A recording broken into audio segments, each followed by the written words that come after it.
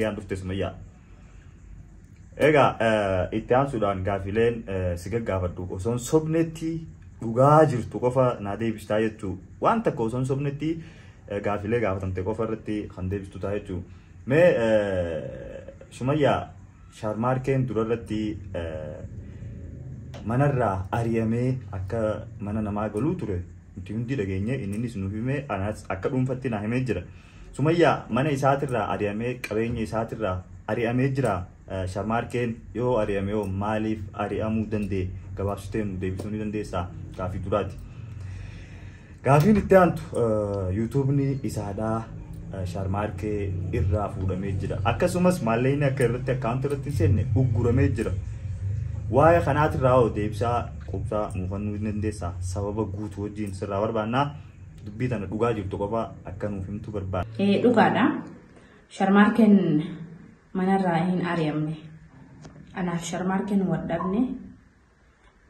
Waan ittiin wadhabne gaa tana sani jee ani waa cufa haasawuun barbaadu.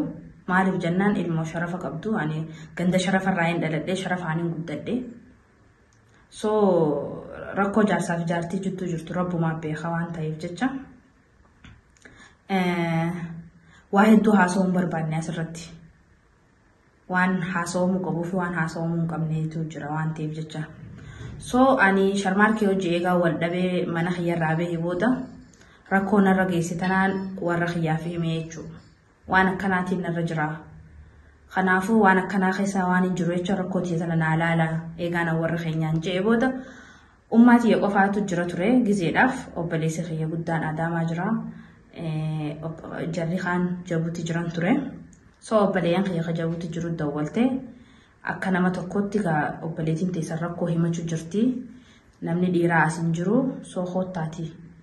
Mee dubbii tana jidduu laalaati yoo isin badii qabaattes isirra muraa yoo inni badii qabaattes isarra muraati jara kana lamaan waliif fayyisaa jettee obboleeyyan kiyya gisee dawwaltuuf obboleessi kiyya ka'ee dhufee jechuudha. Guyyaa silaa obboleessi kiyya dhufu ani Sharmaarkeedhaaf dawwaleetiin himeefii jira. Yaa bika paaswordii Aadil dhorketti rakkoon faamilii jittuutti waan uumamtuuf jecha faamilii jittuu rakkoo jirtu tana Sharmaarkee furiiti wanni kee namni si dhorkateen jiru waan kee inni harkattaa jee deddeebi'ee dubbisu ture. Manguddoon gara kiyyaati taatee Sharmaarkee hedduu barbaadu turte. Obboleessi kiyya guddaan Ustaad Muhammad ukkutakkarra lamarra sadii manguddummaa dhufee Sharmaarkee hojii haasa'ee rakkoo jaartii ta'e hojii jirtu